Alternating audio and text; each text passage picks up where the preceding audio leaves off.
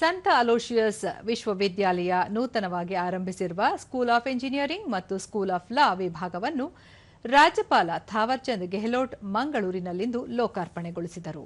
ಈ ವೇಳೆ ಸಂಸದ ಬ್ರಿಜೇಶ್ ಚೌಟ, ಸಂತ ಅಲೋಶಿಯಸ್ ಸಂಸ್ಥೆಗಳ ಮುಖ್ಯಸ್ಥ ಮೆಲ್ವಿನ್ ಜೆ ಪಿಂಟೋ ಮತ್ತಿತರರು ಉಪಸ್ಥಿತರಿದ್ದರು.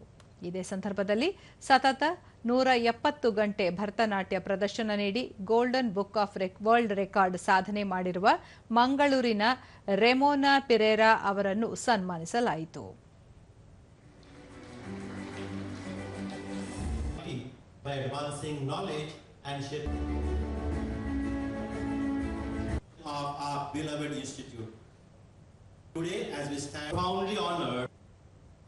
ಬಳಿಕ ಥಾವರ್ಚಂದ್ ಗೆಹ್ಲೋಟ್, ಕುತೂಹಲ, ಕಠಿಣ ಪರಿಶ್ರಮ ಮತ್ತು ಪ್ರಾಮಾಣಿಕತೆಯನ್ನು ವಿದ್ಯಾರ್ಥಿಗಳು ಮೂಲಮಂತ್ರವಾಗಿಸಿಕೊಳ್ಳುವುದು ಅವಶ್ಯವಾಗಿದೆ.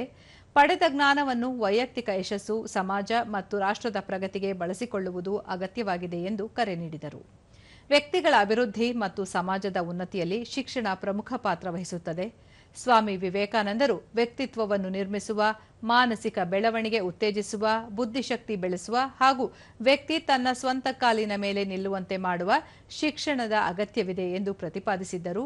ಅವರ ಹಾದಿಯಲ್ಲಿ ಶಿಕ್ಷಣ ಸಂಸ್ಥೆಗಳು ಸಾಗಲಿವೆ ಎನ್ನುವ ನಂಬಿಕೆ ಇದೆ ಎಂದರು. ऐसे विधि विशेषज्ञों की आवश्यकता है जो संवैधानिक मूल्यों, नैतिकता और सामाजिक न्याय के प्रति प्रतिबद्ध हो. ಬ್ರಿಜೇಶ್ ಚೌಟ, ಪ್ರಧಾನಿ ನರೇಂದ್ರ ಮೋದಿ ಅವರು ಸ್ಟಾರ್ಟ್ಅಪ್ ಇಂಡಿಯಾ ಯೋಜನೆಯನ್ನು ಜಾರಿಗೊಳಿಸಿ 10 ವರ್ಷಗಳಾಗಿವೆ. ಈ ವೇಳೆ ಮಂಗಳೂರಿನ ಅಲೋಶಿಯಸ್ ಕಾಲೇಜು ಎಂಜಿನಿಯರಿಂಗ್ ಹಾಗೂ ಕಾನೂನು ಕಾಲೇಜು ಆರಂಭಿಸಿರುವುದು ದೇಶದ ಅಭಿವೃದ್ಧಿಗೆ ಪೂರಕವಾಗಿದೆ. ಸ್ಥಳೀಯ ಪ್ರತಿಭೆಗಳ ಪ್ರೋತ್ಸಾಹ, ಸ್ಥಳೀಯವಾಗಿ ತಯಾರಿಸುವ ಕಾರ್ಯಕ್ಕೆ ಪ್ರೋತ್ಸಾಹ ನೀಡಿದೆ ಎಂದು ಹೇಳಿದರು.